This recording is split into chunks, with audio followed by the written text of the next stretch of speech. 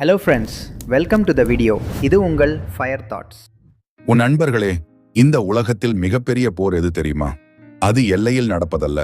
உங்கள் இரண்டு புருவங்களுக்கு நடுவே, உங்கள் மண்டையோட்டிற்குள் ஒவ்வொரு நொடியும் நடந்து கொண்டிருக்கும் மனப்போர்தான் அது. மகாத்மா புத்தர் ஒருமுறை சொன்னார், 1000 போர்க்களங்களில் 10,000 வீரர்களை வீழ்த்துவதை விட தன் மனதை ஒருவன் வெல்வதே உலகிலேயே மிகப்பெரிய வெற்றி. ஏன் தெரியுமா? நம் மனம் ஒரு விசித்திரமான குரங்கு. அதை நீங்கள் எவ்வளவு தூரம் அடக்க நினைக்கிறீர்களோ அவ்வளவு தூரம் அது உங்களை ஆட்டி படைக்கும். உங்கள் வாழ்க்கையை நரகமாக்கவும் இந்த மனதால் முடியும், சொர்க்கமாக்கவும் இந்த மனதால் முடியும். நீங்கள் உங்கள் மனதிற்கு அடிமையா அல்லது உங்கள் மனம் உங்களுக்கு அடிமையா?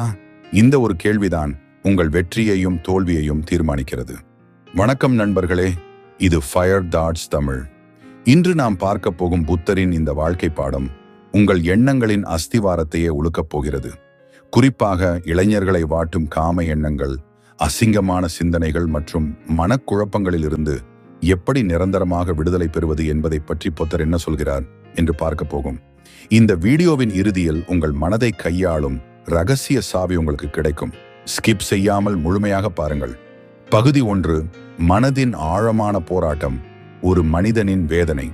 வாழ்க்கையில் நாம் எதையாவது சாதிக்க வேண்டும் என்று நினைக்கும் போது நம் கவனம் சிதறுகிறது. தேவையற்ற எண்ணங்கள் நம்மை சூழ்ந்து கொள்கின்றன. நாம் ஒரு நல்ல பாதையில் செல்ல முயலும் போது ஏதோ ஒரு கண்ணுக்கு தெரியாத சக்தி நம்மை பின்னோக்கி இழுப்பது போல உணர்கிறோம். அந்த சக்தி தான் கட்டுப்படாத மனம். ஒருமுறை கௌதம புத்தர் ஒரு ஆலமரத்தடியில் அமைதியாக அமர்ந்திருந்தார். அவர் முகம் ஒரு தேஜஸுடன் பிரகாசித்துக் கொண்டிருந்தது. அப்போது ஒரு மனிதன் ஓடி வந்தான். அவன் கண்கள் சிவந்து போயிருந்தன. முகம் முழுவதும் ஒரு விதமான குற்ற உணர்வு, கில்ட் படிந்திருந்தது. அவன் புத்தரின் காலடியில் அப்படியே விழுந்து கதறினான். புத்தரே, என்னை காப்பாற்றுங்கள். என் மனதை கண்டு நானே அருவருப்படைகிறேன். என் உள்ளுக்குள் ஏன் இவ்வளவு அசிங்கமான எண்ணங்கள் வருகின்றன? நான் ஒரு ஒழுக்கமான மனிதனாக வாழ ஆசைப்படுகிறேன். ஆனால் என் மனதில் எப்போதும் காம எண்ணங்கள், செக்ஷுவல் தாட்ஸ் ஓடிக்கொண்டே இருக்கின்றன. நான் எங்கு பார்த்தாலும், யாரை பார்த்தாலும் என் மனம் அந்த திசையிலேயே இழுக்கிறது.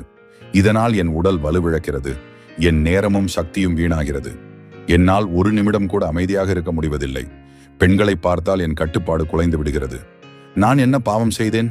இந்த நரகத்திலிருந்து எனக்கு விடுதலை இல்லையா என்று அழுதான். பகுதி 2, காமம் என்றால் என்ன?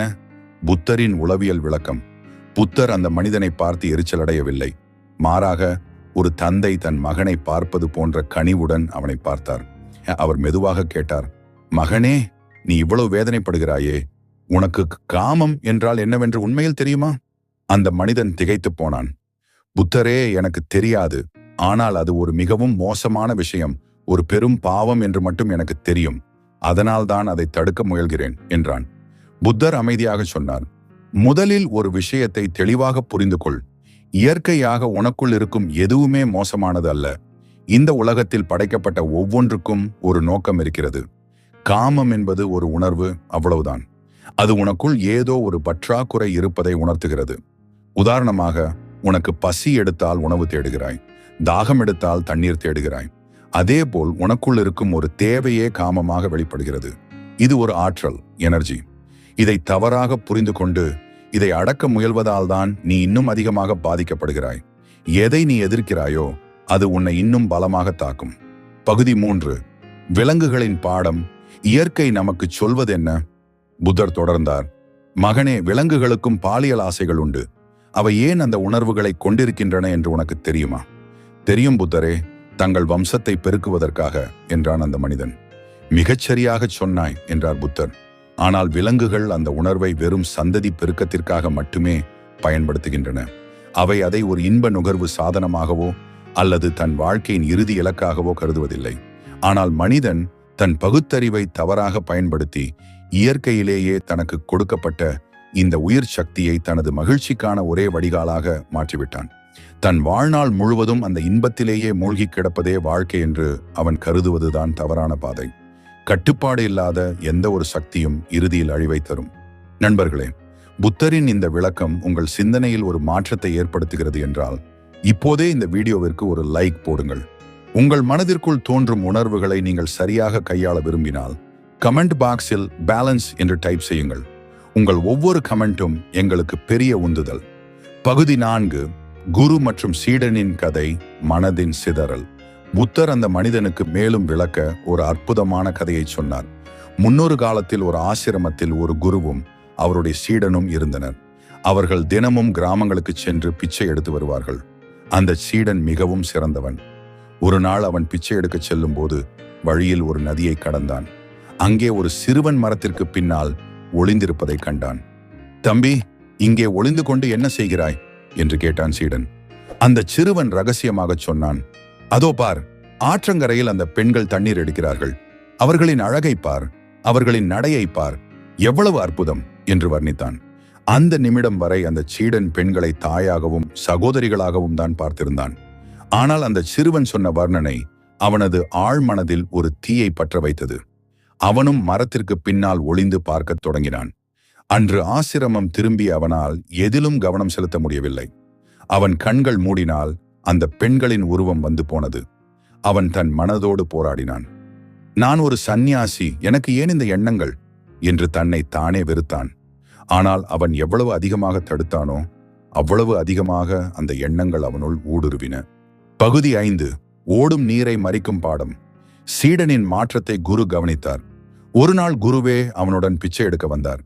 சீடன் அந்த பழைய இடத்திற்கு சென்று ஒளிந்து கொண்ட போது குரு அவனது பின்னால் வந்து நின்றார். சீடன் நடுங்கி போனான். தான் செய்த தவறுக்காக வெட்கி தலைகுனிந்தான்.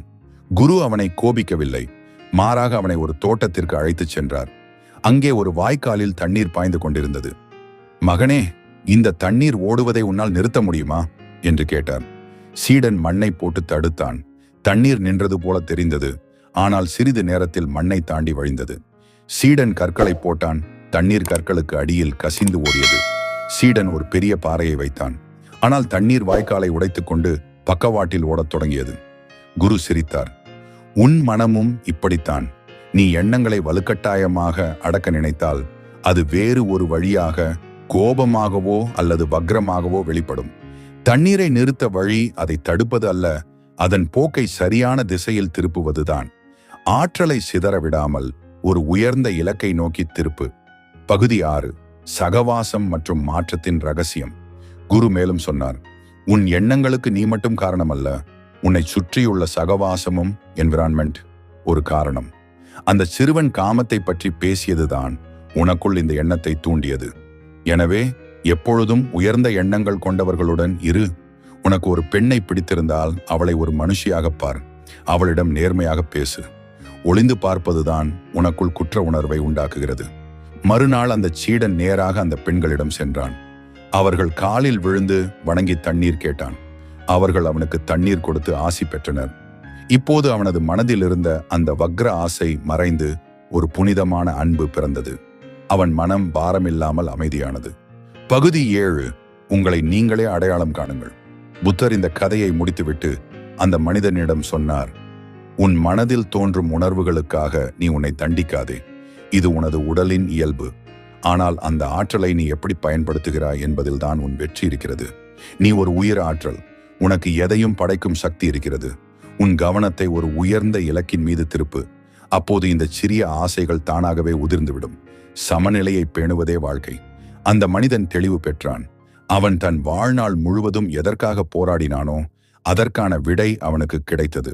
நண்பர்களே, உங்கள் மனமும் ஒரு நதி போன்றதுதான். அதை தேக்கி வைத்து அழுக விடாதீர்கள். அதை சரியான திசையில் பாயவிடுங்கள். இந்த வீடியோ உங்கள் வாழ்க்கையில் ஒரு புதிய வெளிச்சத்தை தந்திருக்கும் என்று நாங்கள் நம்புகிறோம். உங்கள் நண்பர்களுக்கும் மனப்போராட்டத்தில் இருக்கும் இளைஞர்களுக்கும் இந்த வீடியோவை மறக்காமல் பகிருங்கள். இந்த வீடியோ பற்றிய உங்கள் கருத்துக்களை கமெண்டில் சொல்லுங்கள்.